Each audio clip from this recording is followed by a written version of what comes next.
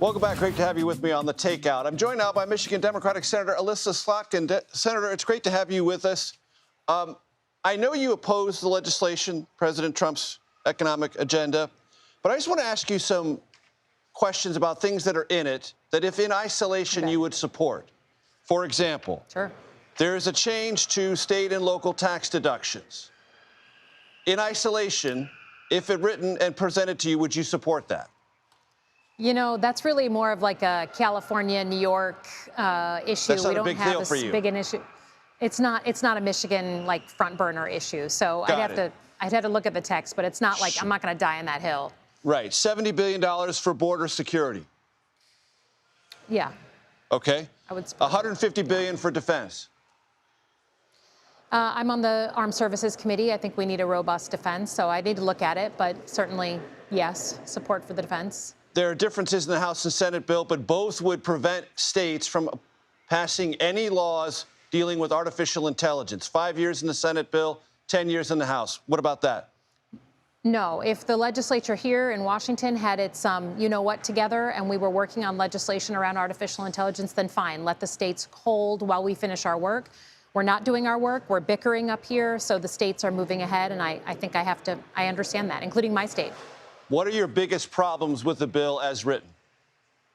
I mean, the number one issue I have is, first of all, the full concept of the bill, which is cutting people off of health care and raising prices for normal Americans so that we can get a tax cut to the wealthiest.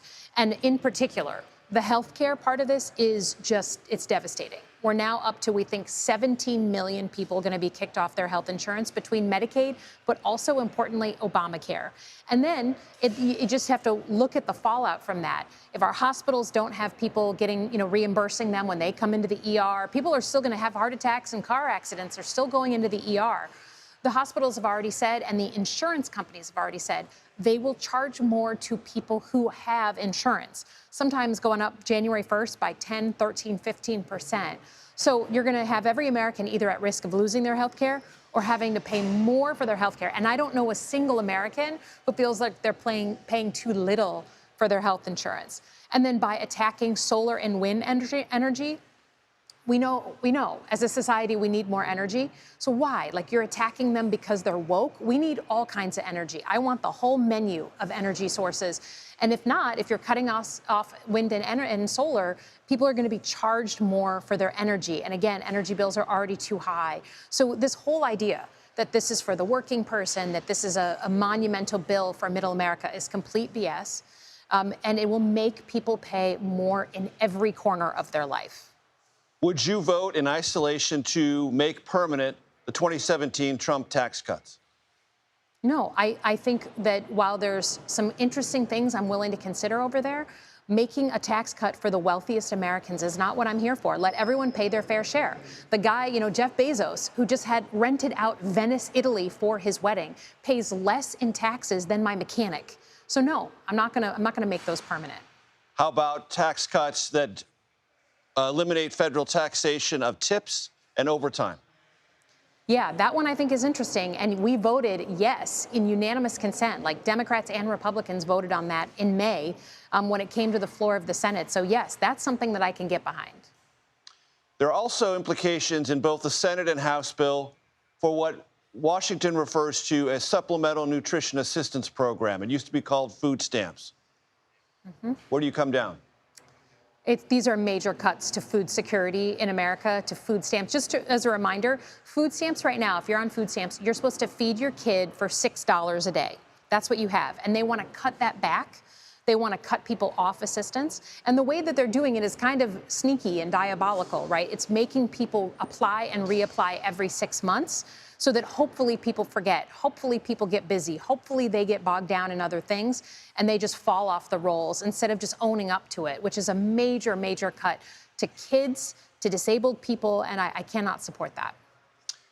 Even political junkies, and there are a great number across our country who watch this show, get a little bit fatigued with process. And I don't want to bore them with process, but what's going on right now matters.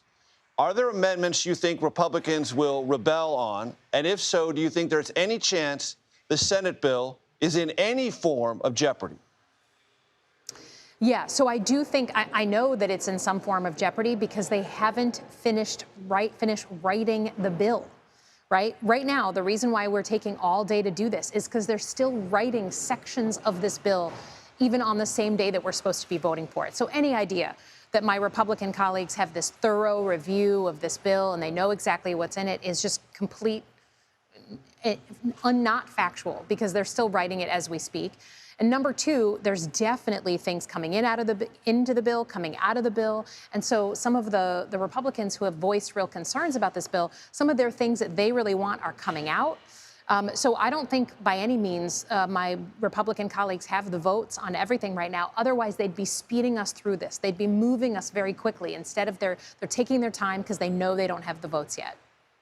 Not so long ago, Senator Slotkin, Elon Musk was the face of rapacious oligarchs working alongside President Trump. Now he's an avowed critic of this legislation, not just on renewable energy and its implications for electric vehicles, but also the increase in the debt ceiling and its implications for the deficit. Are you now a newfound fan of Elon Musk? You know, I've had this happen a few times in the last month or so. It's like, what happens when someone you're not a big fan of does something you like? Right? It really forces that quandary for all of us. And I have no love lost for Elon Musk, but he's calling a spade a spade. The two things that he's really focused on are, number one, the killing of solar energy, wind energy, tax credits for things like EVs, that he knows, like, in an environment where we need more energy, this is just a bad idea. That's number one. The other thing he said is, for Republicans who literally campaign on lowering the debt, this is going to raise the debt precipitously, and there's no disagreement about that. So for people who have spent their whole careers, my Republican colleagues, saying bad debt, and I agree with them, this is raising the debt. So he's been focused on those two issues, and on these two issues, I happen to agree with him. Senator Slotkin, Democrats have been trying to delay this process. What is the point of that? Well, the delaying process is, in a very real way, giving them more time on the Republican side to pick things out that they don't like, to learn new things about the bill that in some cases they haven't read. And we're seeing that play out, right? We asked for the entire bill to be read in full. It took something like 15 hours. The Republicans did it to us a couple years ago. So during that time, we saw furious negotiations. We had Republicans yelling at each other behind closed doors. We had Senator Tillis announce that he was not going to vote for the bill and not running again for office. So every time you give them more time to sit with their decisions, they actually come back and their coalition weakens. So the delay tactics, again, it's wonky, it's tactical, but it is actually resulting in more fragility in that final vote. Michigan Democratic Senator Elissa Slotkin, thank you so much for your time. I appreciate it. Thank you.